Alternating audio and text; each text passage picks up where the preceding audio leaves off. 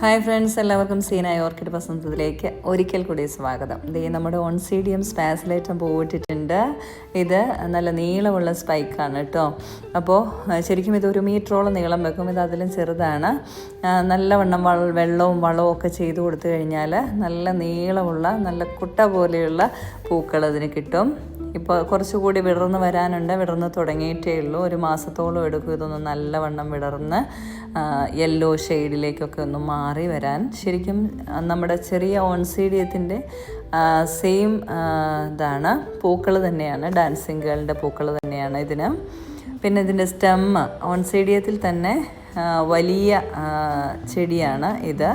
അപ്പോൾ ഇതിൻ്റെ സ്റ്റെമ്മിനും അതിനനുസരിച്ചിട്ട് വലിപ്പമുണ്ട്. ഈ ചെടിക്ക് നല്ലവണ്ണം വെള്ളം ശേഖരിച്ച് വെക്കാനുള്ള കഴിവുണ്ട് കേട്ടോ. നല്ല വലിയ സ്റ്റെം ആയതുകൊണ്ട് തന്നെ ഇതിൽ കണ്ടോ പുതിയ സ്പൈക്ക് വരുന്നുണ്ട്. ഈ ചെടിയിൽ തന്നെ 2-3 സ്പൈക്കുകളുണ്ട് കേട്ടോ. നമുക്കിതെല്ലാം കൂടെ വിടർന്ന് നിൽക്കുന്ന കാണാൻ തന്നെ ഒരു പ്രത്യേക ഭംഗിയാണ്. അപ്പോൾ ആദ്യം ഉണ്ടായ നമ്മുടെ ഡെൻഡ്രോബിയത്തിൻ്റെ പൂക്കൾ എൻ്റെ കൈ തട്ടി ഒടിഞ്ഞു പോയി ഗൈസ്. അപ്പോഴേ ഇതേ കാറ്റ്ലിയ ഓർക്കിഡ് വാടി നിൽക്കുന്ന കണ്ടപ്പോഴാണ് കേട്ടോ ഞാൻ നോക്കിയത്. ഇതിൻ്റെ കവറിങ് ഉണങ്ങിയിരിക്കുന്നത് കണ്ടോ. അപ്പോൾ ഈ കവറിങ്ങിനുള്ളിൽ ഒരു പൂ കൂടി ഉണ്ടായിരുന്നു കേട്ടോ. അതുകൂടി നമുക്ക് വിരിഞ്ഞ് കിട്ടേണ്ടതായിരുന്നു. അപ്പം മഴയത്ത് കിടന്നിരുന്നത് കൊണ്ട് അത് വിരിഞ്ഞ് വരുന്നതിന് മുമ്പ് നേരത്തെ എടുത്ത് മാറ്റിയിരുന്നെങ്കിൽ ചിലപ്പോൾ ആ പൂ കൂടി എനിക്ക് കിട്ടിയേനെ. പക്ഷേ അതിൻ്റെ കവറിങ് ഇപ്പോഴും വെള്ളം കെട്ടി നിൽക്കുകയാണ് കേട്ടോ. അപ്പോൾ അതുകൊണ്ട് ഞാൻ ആ കവറിങ് എടുത്ത് മാറ്റി. അല്ലെങ്കിൽ ഇനി കാറ്റ്ലിയ ഓർക്കിഡ് പെട്ടെന്ന് തന്നെ ചീഞ്ഞു പോകും. കാറ്റ്ലിയ ഓർക്കിഡിൽ ഒരു തൈ കൂടി ഉണ്ടായിട്ടുണ്ട്. അപ്പം അത് വളർന്ന് മച്ചുർ ആവാൻ വേണ്ടിയിട്ട് ഒരു 6 മാസത്തോളം എടുക്കും. ഒരു ഡിസംബറൊക്കെ ആകുമ്പോഴത്തേക്കും അതിൽ പൂവുണ്ടായി കിട്ടുമായിരിക്കും. എനിക്കൊരു ഓൺസീഡിയ സ്പേസിലേറ്റത്തിലൂടെ സ്പൈക്ക് ഉണ്ടായിട്ടുണ്ട് കേട്ടോ. അത് വേറൊരു ചെടിയാണ്. അതിലിതേ പുതിയൊരു തൈയൊക്കെ വന്ന് നിൽപ്പുണ്ട്. നമ്മൾ ചെടിക്ക് കൊടുക്കുന്ന വളവും പരിചരണവും ഒക്കെ അനുസരിച്ചിട്ടിരിക്കും കേട്ടോ നമ്മുടെ ചെടി എത്ര പെട്ടെന്ന് മച്ചുറാവുന്നു എന്നത്.